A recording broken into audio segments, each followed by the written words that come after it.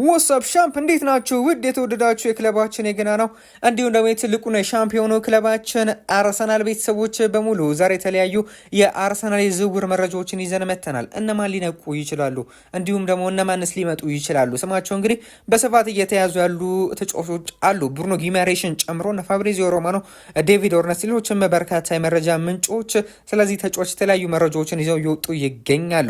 እንዲሁም ደግሞ አርቴታ አስቶን ቪላው የተከላካይ ስፍራ ተጫዋች ኤዝሪ ኮንሳን በጥብቅ የፈለገው እንዳለ መረጃዎች ይወጡ ይገኛሉ። ስለሱም ተጫዋች የምላችሁ ነገር አለ። እንዲሁም ደግሞ ከክለባችን ሊወጡ ያሉ ተጫዋቾች እንደ ትሮሳርድም እንደ ኖርጋርድም የመሳሰሉ ተጫዋቾችም ሌሎችም በርካታ ተጫዋቾች እንግዲህ መረጃ የዝውውር መረጃ ከታማኝ ምንጮች እያገኘን እንገኛለን። ምን አይነት መረጃ እየወጣ ይገኛል፣ እነማን ወደ ክለባችን ይመጣሉ፣ እነማንስ ከክለባችን ይወጣሉ የሚለውን ጉዳይ በዚህ ፕሮግራም ይዤላችሁ መጥቻለሁ።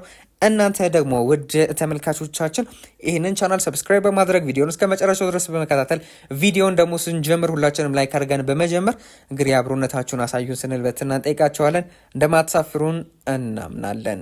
በቀጥታ ወደ መረጃዎቻችን ስናመራ የመጀመሪያ መረጃችን የሚሆነው ክሪስቲያን ኖርጋርድ ነው።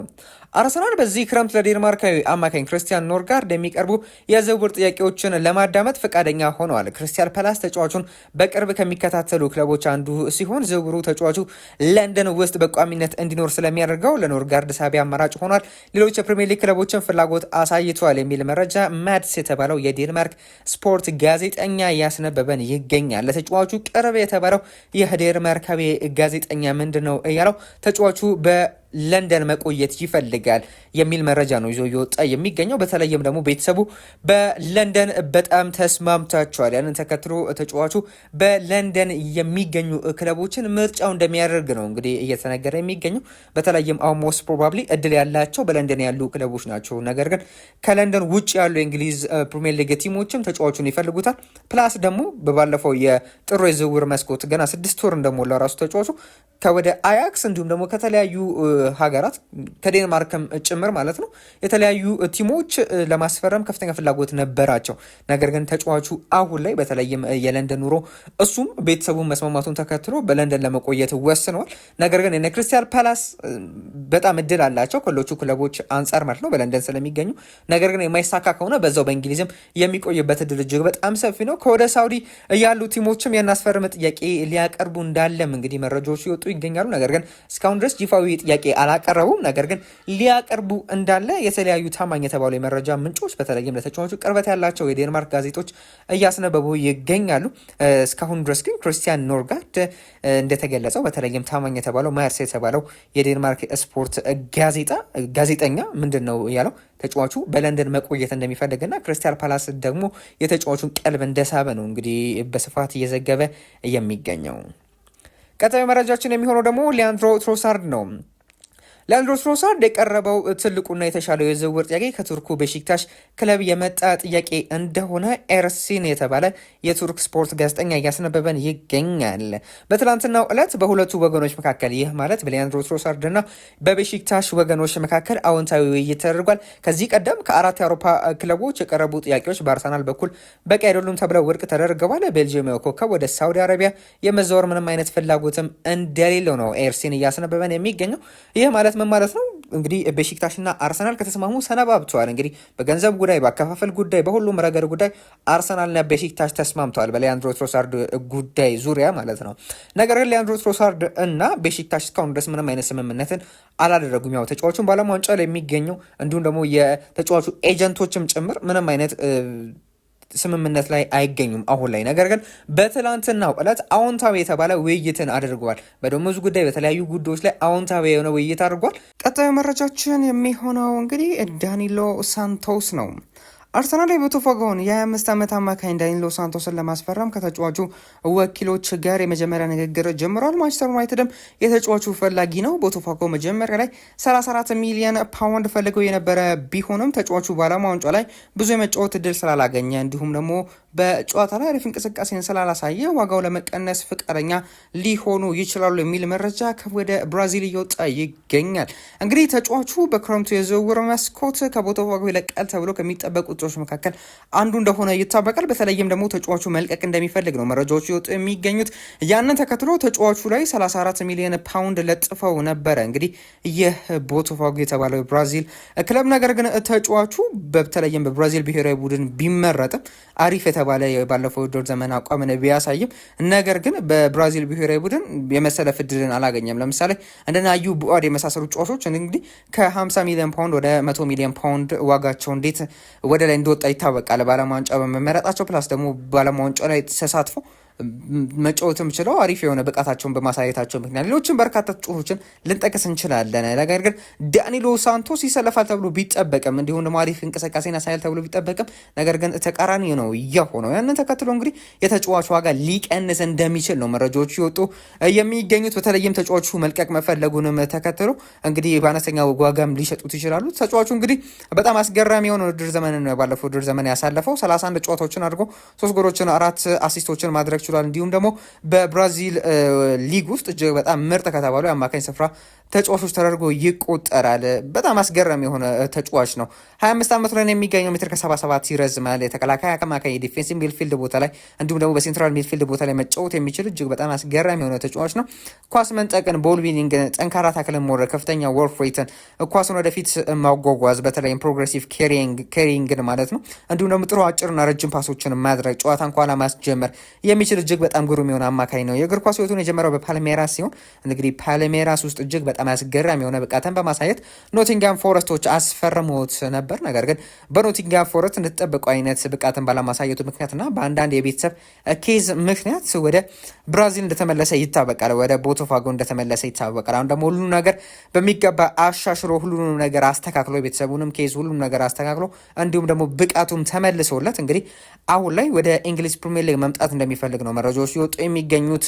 ተጫዋቹ እንግዲህ በአሁኑ ሰዓት ላይ በማንቸስተር ዩናይትድ እና በአርሰናል እየተፈለገ እንደሚገኝ መረጃዎች ይወጡ ይገኛሉ። ቀጣይ መረጃችን የሚሆነው ደግሞ አንድሪያ ባርቲሽቪሊ ነው። የአርሰናል ዋና የስካውቲንግ ኃላፊ ማውሪዚዮ ሚሼሊ በትላንትናው ዕለት የታዳጊውን ኮከብ አንድሪያ ባርቲሽቪሊን ለመታዘብ ወይም ደግሞ ለማየት በኢስቶኒያ ተገኝቶ ነበር።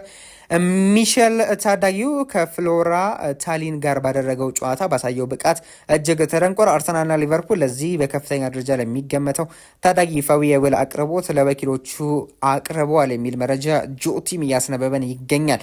እንግዲህ የጆርጂያዊ ተጫዋች በአርሰናል በጣም የሚፈለግ አይነት ተጫዋች እንደሆነ ይታወቃል። በተለይ ታዳጊ ነው፣ ድንቅ የ17 ዓመት ታዳጊ ነው። በተለይም በጆርጂያ ውስጥ እጅግ በጣም የሚደነቅ አይነት ተጫዋች እንደሆነ ይታወቃል። በአርሰናል በጥብቅ የተፈለገ ይገኛል። እንግዲህ እስካሁን ድረስ ግን ምንም አይነት ፊርሞችን አላኖረም። አርሰናል ግን ለረጅም ጊዜ ሲፈልገው የነበረ ተጫዋች እንደሆነ ይታወቃል። ቀጣይ መረጃችን የሚሆነው ደግሞ ክሪስቶፈር ዞሊስ ነው። እንግዲህ አብዛኞቻችሁ ክሪስቶፈር ዞሊስ ትሉታላችሁ። ወደ ግሪክ ደግሞ ትላንትና እንደነገርኳችሁ ክሪስቶስ ፖሊስ ነው የሚለው ፖሊስ ነው የሚባለው። እንግዲህ ተጫዋቹ በዛሬው ዕለት ዘሰን ያስነበበን መረጃ አለ ስለ ተጫዋቹ። አርሰናል የክለብ ብሩዥን የአጥቂ መስመር አማካኝ ክሪስቶስ ፖሊስን ለማስፈረም የሚደረገውን እንቅስቃሴ በከፍተኛ ሁኔታ አፋጥኗል። ክለቡ ተጫዋቹን ለማምጣት የ35 ሚሊዮን ፓውንድ የዝውውር ስምምነት ላይ ለመድረስ ተቃርቧል። የግሪካዊ ኮከብ ወደ ቤሺክታሽ ለመዘዋወር የተቃረበውን የሊያንድሮ ትሮሳርድን ቦታ ይተካል ተብሎ ታስቧል። የዝውውር መከናወኑ አርሰናል ለሞርጋን ሮጀርስ ባለው ፍላጎት ላይ ምንም አይነት ተጽዕኖ አይኖረውም የሚል መረጃ ታማኝ መረጃ ምንጭ ዘሰን እያስነበበን ይገኛል። ግራም ቤሊም ስለዚህ ተጫዋች ያወጣው መረጃ አለ። ምንድን ነው ያለ ግራም ቤሊ? አርሰናል ክሪስቶፈር ፖሊስን ለማስፈረም ያለው ፍላጎት በጣም ጠንካራ ነው። ክለቡ ሞርጋን ሮጀርስ ወይም ብራድሊ ባርኮላን ባያስፈርምም የፖሊስ ዝውውር አይቀሬ እንደሆነና ለአጥቂ መስመር ማጠናከሪያ ቁልፍ ተጫዋች እንደተደረገ ጋዜጠኛው ገልጿል። የአርሰናል አስተዳደር የመጨረሻው ይሁንታ ወይም ደግሞ አፕሩቫል መስጠት ብቻ ነው የሚጠበቅበት። ከዚያ በኋላ ተጫዋቹ ዝውውሩን ለማጠናቀቅ ወደ ለንደን ይጓዛል የሚል መረጃ ነው ግራም ቤሊ እያስነበበን የሚገኘው። ቀጣዩ መረጃችን የሚሆነው ደግሞ አንቶኒዮ ኑሳ ነው። አርሰናልና ቶተናም የ21 ዓመቱን የኖርዌይ ብሔራዊ ቡድን የክንፍ አጥቂ ኑሳን ከአርቢ ላይፕዚግ ለማስፈረም በጥብቅ እየገፉ ይገኛሉ። ላይፕዚግ ለተጫዋቹ 51 ሚሊዮን ፓውንድ ዋጋ የለጠፈበት ሲሆን ባርሴሎናም ተጫዋቹን በቅርብ የተከታተለው ነው የሚል መረጃ ቲምቶክ ያስነብበን ይገኛል። በትናንትናው ዕለት እንግዲህ ቲምቶክ በተመሳሳይ ይህን መረጃ ይዞ መውጣቱ ይታወቃል። ነገር ግን ባርሴሎናም ተቀላቅሎታል የሚል መረጃ ይዘው ይወጡ ይገኛሉ። ፕላስ ደግሞ አርሰናል የተጫዋቹን ዝውውር እየገፋ እንዳለም ነው እንግዲህ በዛሬው ዕለት ቲምቶክ በድጋሚ ይህን መረጃ ይዘው ይወጣ የሚገኘው። አርሰናል እየገፋ እንደሆነ በአዲስ መረጃ መልኩ ግን ይህን መረጃ አጋርቶናል። ተጫዋቹ በአሁኑ ሰዓት በዓለም ዋንጫ ላይ እያሳየ ካለው ድንቅ ብቃት በኋላ አዲስ ፈተና ለመጋፈጥ ወደ ፕሪሚየር ሊግ ለመምጣት ፈቃደኛ ሆኗልም የሚል መረጃ ነው ቲምቶክ እያስነበበን የሚገኘው። ቀጣዩ መረጃችን የሚሆነው ደግሞ ሄርቱሪዳ የሚባል ተጫዋችን ይመለከታል። ከዛው ከአርቢ ሌፕዚግ ቤት ሳንወጣ ነው ይህንን ተጫዋች የምናገኘው። አርሰናል የጀርባ ክፍሉን ለማጠናከር የአርቢ ሌፕዚግ ነው ሆላንዳዊ ተከላካይ ሄርትሩይዳን ኢላማ አድርጓል የሚል መረጃ ኮቶፍሴድ እያስነበበን ይገኛል። የ5 ዓመቱ ተከላካይ በቀኝ መስመር ተከላካይነት ራይት ባክ እና በመሀል ተከላካይነት በሴንተር ባክ መጫወት መቻሉ ለአርቴታ ትልቅ አማራጭ ሆኗል። ሊቨርፑልም ተጫዋቹን በጥብቅ ይፈልጓል የሚል መረጃ ነው ኮቶፍሴድ እያስነበበን የሚገኘው። ሌፕዚግ ለተጫዋቹ 25 ሚሊዮን ዩሮ አካባቢ ለመልቀቅ ፈቃደኛ ሊሆን እንደሚችል ነው እንግዲህ መረጃዎች የወጡ የሚገኙት። እንግዲህ ተጫዋቹ እንደነገርኳችሁ በአርሰናል ብቻ አይደለም በሊቨርፑልም ይፈልጋል። እንዲሁም ደግሞ እዛው ጀርመንም በትልቁ ክለብ በባየር ሙኒክም እንደሚፈልግ የተለያዩ መረጃዎች ይወጡ ይገኛሉ። ነገር ግን ተጫዋቹ ወደ ፕሪሚየር ሊግ መምጣት እንደሚፈልግ ነው የተለያዩ መረጃዎች ይወጡ የሚገኙት። ተጫዋቹ እንግዲህ 25 ዓመቱ ላይ የሚገኝ እጅግ በጣም አስገራሚ የሆነ ተጫዋች ነው። እንግዲህ ኔዘርላንዳዊ ነው።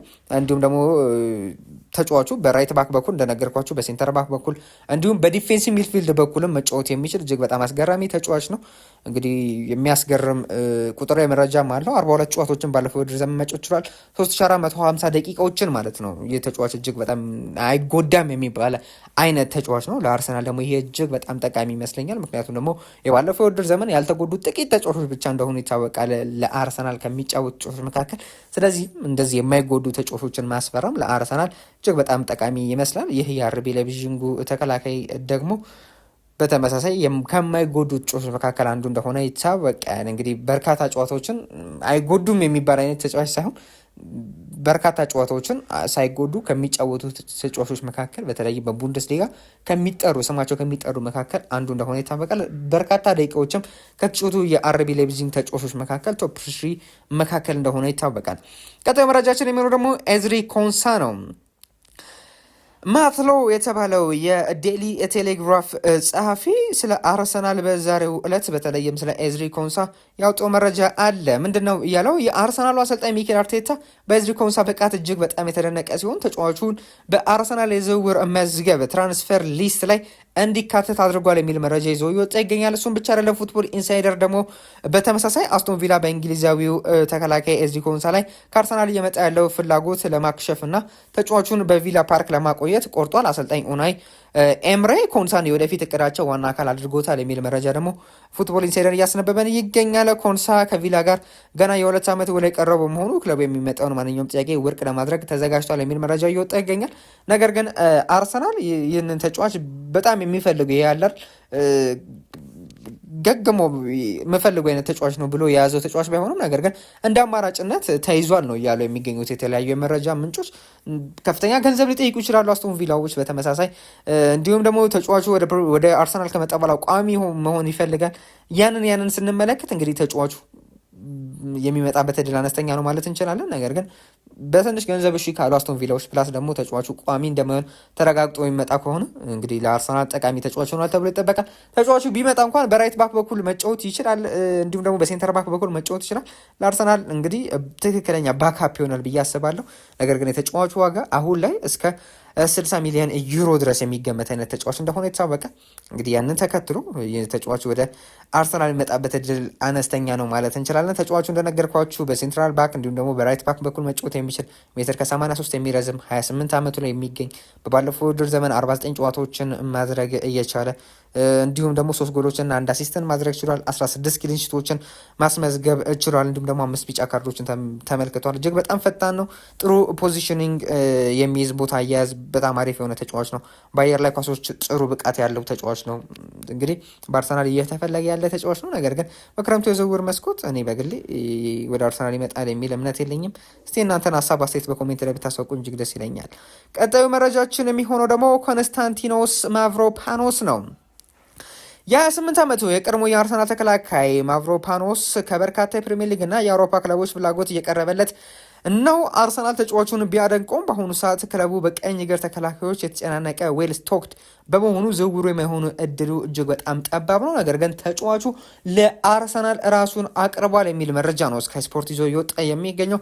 ተጫዋቹ እንግዲህ ቀድሞ የአርሰናል ተጫዋች እንደነበረ ይታወቃል። እንግዲህ ወደ ዌስትሃም ወደ ሌላ ክለብ ከመዘዋወሩ በፊት ኮንስታንቲኖ ማቭሮፓኖስ የአርሰናል ንብረት ነበረ። ነገር ግን አሁን ላይ በድጋሚ ራሱን በሚገባ ራሱን አሻሽሎ ድንቅ ብቃት ላይ ይገኛል። ለአርሰናል ራሱን አቅርቦ ነበር። ያው የተለያዩ ፕሪሚየር ሊግ ቲሞችም እንዲሁም የተለያዩ የአውሮፓ ክለቦች የፈለጉት ቢገኝም ነገር ግን ተጫዋቹ አርሰናል ነበር። ነገር ግን አርሰናል አሁን ላይ እንግዲህ የሴንተር ባክ በርካታ ተጫዋቾች አሉት። ያንን ተከትሎ ተጫዋቹን ለማስፈረም ምንም አይነት ፍላጎት የለውም። ተጫዋቹ እንግዲህ 37 ጨዋታዎችን ባለፈው የውድድር ዘመን ማድረግ ችሎ ነበረ። ወደ 9 ክሊንሺቶችን ማስመዝገብ ችሏል። 8 ቢጫ ካርዶችንም ተመልክቷል። አንድ ቀይ ካርድ የተመለከተው ተጫዋቹ ሜትር ከ94 የሚረዘም ግሪካዊ የ28 ዓመት ተጫዋች ነው። ያው ዌስትሃም ወደ ታችኛው ዲቪዚዮን ወርዷል፣ ወደ ሻምፒዮንሺፑ። ያንን ተከትሎ እንግዲህ የተለያዩ ተጫዋቾች ትላልቅ ተጫዋቾች ምርጥ ብቃትን ባለፈው ውድድር ዘመን በግል ያሳዩ ብቃቶች እንግዲህ ራሳቸውን እያሳዩ ይገኛሉ። ነገር ግን ይህ ተጫዋች በአሁኑ ሰዓት ላይ በአርሰናል ተፈላጊነት እንደሌለው ነው መረጃዎች ሲወጡ የሚገኙት። የቀድሞ ክለቤ አስፈርመኝ ቢልም ነገር ግን በጭራሽ እያለ ይገኛል አርሰናል። እንግዲህ አርሰናል በ2019/20 የውድድር ዘመን ነበር ወደ ኑርንበርግ እየሸጠው። ከዛም በኋላ ወደ ስቱትጋርት ሄደ። በዛም ወደ 3 ዓመት ያህል በዛ ማገልገል ቻለ። በዌስትሃምም ወደ 3 ዓመት ቆይቷል። ነገር ግን አሁን ላይ የመጨረሻው ዓመቱ ይመስላል በዌስትሃም፣ ምክንያቱም ደግሞ ወደ ታችኛው ዲቪዚዮን መውረዳቸውን ተከትለው ማለት ነው። እንግዲህ ተጫዋቹ ወዴት ያመራል የሚለውን አብረን የምንመለከት ይሆናል። ነገር ግን ወደ አርሰናል የሚመጣበት እድል እጅግ በጣም አነስተኛ ነው። ቀጣዩ መረጃችን የሚሆነው ደግሞ እንግዲህ በአሁኑ ሰዓት ላይ ስሙ ከአርሰናል ጋር በስፋት እየተያያዘ የሚገኘው ብሩኖ ጊማሬሽን ይመለከታል። የተለያዩ የመረጃ ምንጮች ስለዚህ ተጫዋች መረጃዎች ይወጡ ይገኛሉ። ኮት ኦፍ ሳይድ ምንድን ነው ያለው? አርሰናል ከኒውካስትል ጋር ስምምነት ላይ ለመድረስ ያለው በራስ መተማመን እየጨመረ መጥቷል። ምንም እንኳን ከዚህ ቀደም 2 ጥያቄዎች ውድቅ ቢደረጉም ንግግሩ ቀጥሏል። በአሁኑ ሰዓት በክለቦች መካከል ከ75 እስከ 80 ሚሊዮን ፓውንድ አካባቢ ባለው የገንዘብ መጠን ዙሪያ ድርድር እየተደረገ ይገኛል የሚል መረጃ ኮት ኦፍ ሳይድ ይዞ ወጥቷል። ሃንድ ኦፍ አርሰናል የተባለ የመረጃ ምንጭ ደግሞ ምንድን ነው ያለው? ለአሰልጣኙ በቀጥታ ብሩኖ ጊማሬሽ ለኒውካስትል አሰልጣኙ ኤዲ ሃው በቀጥታ ፊት ለፊት አርሰናልን መቀላቀል እንደሚፈልግ ነግሮታል የሚል መረጃ ይዞ መውጣት ይችላል። ኒኮ ሺራ የተባለው ደግሞ የመረጃ ምንጭ ምንድን ነው ያለው? አርሰናል ለብሩኖ ጊማሬሽ የ90 ሚሊዮን ዩሮ ይፋዊ የዝውውር ጥያቄ ለማቅረብ እየተዘጋጀ ነው። ኒውካስትል ተጫዋቹን 120 ሚሊዮን ዩሮ ቢገምተውም ብሩኖ እስከ 2031 የሚያቆየውን የግል ውል ከአርሰናል ጋር ስላጠናቀቀ ወደ ኤምሬትስ ለመምጣት ለክለቡ ግፊት እያደረገ ነው የሚል መረጃ ይዞ መውጣት ይችላል። ታማኝ የመረጃ ምንጭ ዴቪድ ኦርነስቲን ደግሞ አርሰናል ውስጥ የዝውውር እንዲሳካ ትልቅ ፍላጎት ፊሊንግ አለ፣ ነገር ግን ክለቡ ሂደቱን በጥብ እያየው ነው እንጂ እየተጣደፈ አይደለም። ኒውካስል ተጫዋቹ ለሽያጭ አይቀርብም ቢልም አርሰናል ግን ሁኔታዎችን ለማጥናት በቂ ጊዜ እንዳለው ያምናል። እንዲሁም ደግሞ የአርሰናሉ የስፖርቲንግ ዳይሬክተር ተጫዋቹ ከተገቢው በላይ የተጋነነ ኦቨርፔ ላለማውጣት ቆርጧል የሚል መረጃ ይዞ ይወጣ ይገኛል። ትኩረቱ ትክክለኛውን ተጫዋች በትክክለኛ ዋጋ ማግኘት ላይ ነው የሚል መረጃ ዴቪድ ኦርነስቲን ይዞ መውጣት ችሏል። ታማኝ መረጃ ምንጭ በተመሳሳይ ፋብሪዚዮ ሮማኖ ደግሞ ይዞ የወጣው መረጃ አለ ስለ ብሩኖ ጊማሬሽ። በአርሰናልና በብሩኖ ጊማሬሽ መካከል በግል ጥቅማ ጥቅሞች ዙሪያ በመርህ ደረጃ አግሪመንት ኢን ፕሪንሲፕል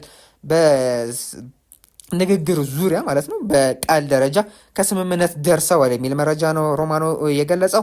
ብሩኖ ከአርሰናል ጋር ሳይስማማ ዝም ብሎ ወደ ኒውካስል አስተዳደር ሄዶ አርሰናል እንዲሄድ ፍቀዱልኝ አይልም።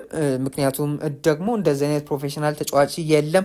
ስለዚህም አሁን ላይ በእርግጠኝነት መናገር የምንችለው ተጫዋቹ ከአርሰናል ጋር በግል ጥቅማ ጥቅሞች ተደራርዷል። በመርህ ደረጃ ተጫዋቹ ለንደን ውስጥ መኖር ይፈልጋል። ከአሰልጣኝ ሚኬል አርቴታ ጋር የመስራት ትልቅ ጉጉት አለው። እንዲሁም ደግሞ በሻምፒዮንስ ሊግ መጫወትና ከአርሰናል ጋር ትልልቅ ዋንጫዎችን ማሸነፍ ዋነኛ ምኞቱ ነው የሚል መረጃ ነው እንግዲህ ፋብሪዚዮ ሮማኖ ይዞ የወጣው። እንግዲህ ይህን ይመስል ነበር ለዛሬ ያዝናችሁ ፕሮግራም። ከተለያዩ የመረጃ ምንጮች እንግዲህ የተለያዩ መረጃዎችን ይዘንላችሁ መጥተናል ስለ ብሩኖ ጊማሬሽ ማለት ነው። ይህንን ይመስል ነበር ፕሮግራማችን። እናንተ ደግሞ ሰብስክራይብ በማድረግ ቪዲዮን ላይክ በማድረግ እንግዲህ አብሮነታችሁን አሳዩን ስንል በትና እንጠይቃችኋለን። እንደማትሳፍሩ እናምናለን። በቀጣይ እስከምንገናኝ መልካም ጊዜ። ባይ ባይ።